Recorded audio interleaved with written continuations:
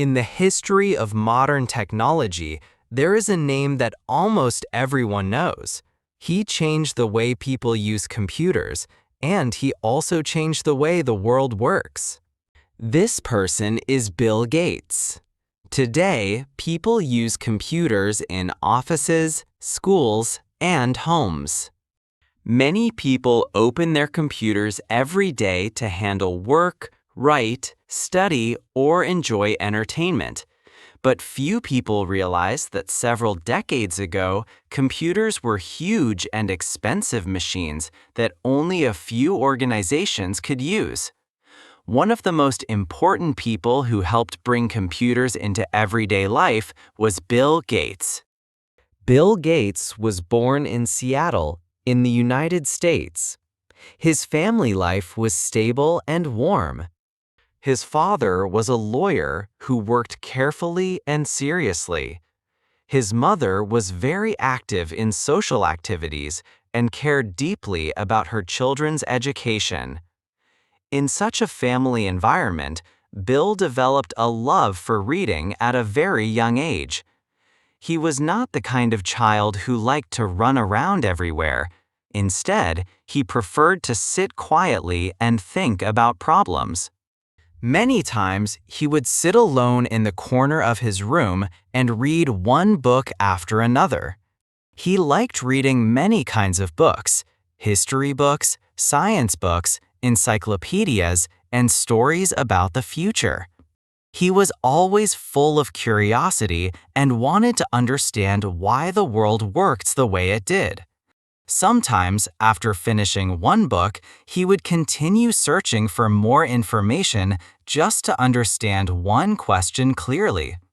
His family often noticed that he had already been reading for several hours, yet he was still completely absorbed in the world of books. This strong desire for knowledge later became one of the important reasons for his success. At school, Bill Gates quickly showed abilities that were different from other students. He was especially good at mathematics and logical thinking. When facing complex problems, he could often find unique solutions. However, he was not a perfect student in the traditional sense. Sometimes he would question the teacher's ideas or try to complete assignments in new ways. Teachers thought he was very intelligent, but also a little stubborn. Yet it was exactly this habit of thinking and questioning that helped him develop independent thinking. At the age of 13, Bill entered Lakeside School. This school provided students with a very advanced device for that time, a computer terminal. Today, computers are very common, but in the 1960s, computers were extremely rare and very expensive. When Bill saw a computer for the first time, he was deeply fascinated. A computer was not like an ordinary machine that simply performed simple actions. By entering instructions, people could make a computer complete many different tasks. To Bill, it felt like discovering a completely new language. He began learning how to write computer programs. At first, he only tried simple code, but he soon became deeply absorbed in it. Every day after school, he would run to the computer room and practice programming again and again. Sometimes he even forgot about time. At school, he met a like-minded friend named Paul Allen. Paul Allen was a few years older than him, but he was just as passionate about computer technology. The two quickly became close partners. They often discussed programs, technology, and the future of the world together. In their imagination, computers would no longer remain machines inside laboratories. Instead, they would enter everyone's daily life. In those days, using computers required payment, and the cost was very high. To get more practice time, Bill and his friends came up with different ideas. They helped some companies test software or wrote small programs for others. In return, they could get more time to use the computers. In this way, they gained a great deal of experience. Bill Gates's programming ability improved very quickly. He could not only write programs, but also find problems in them and continuously improve them. This habit of constant improvement later became an important feature of how he managed his company. After graduating from high school, Bill entered the famous Harvard University. For many people, entering Harvard meant a very bright future. But Bill did not focus only on classroom studies like many other students. He kept thinking about one question: the future of computers. At that time, computer technology was developing rapidly. More and more companies began trying to produce small computers. In 1975, an important opportunity appeared. A company released a personal computer called the Altair 8800. Although this computer was simple, it represented the beginning of a new era. Bill and Paul Allen were very excited when they saw the news. They realized that if personal computers became popular, software would become extremely important. Computers needed programs to run, and writing programs was exactly what they were good at.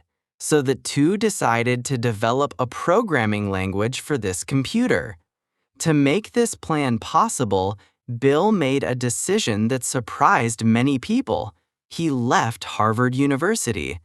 At that time, many people thought this was a very risky choice. But Bill believed that the computer industry was about to experience huge changes. Not long after that, Bill Gates and Paul Allen founded a company together.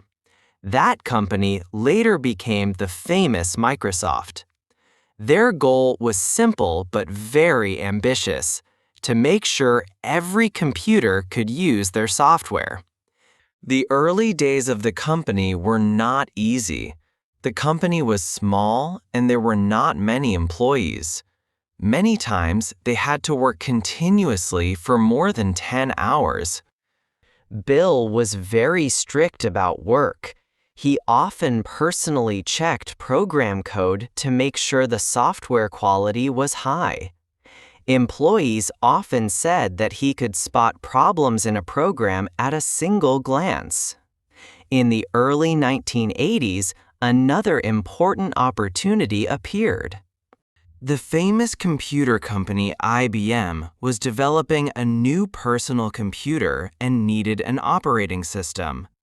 Microsoft successfully provided the operating system for this computer, MS-DOS. As IBM computers became successful, MS-DOS also became popular very quickly. More and more computers began using Microsoft software. A few years later, Microsoft introduced a new system, Microsoft Windows. Windows made computers much easier to use. People could operate computers through windows, icons, and a mouse instead of complicated commands. This change truly brought computers into the daily lives of ordinary people. As Microsoft continued to grow, Bill Gates gradually became one of the richest people in the world. But after achieving success, he began thinking about another question: what is the meaning of wealth?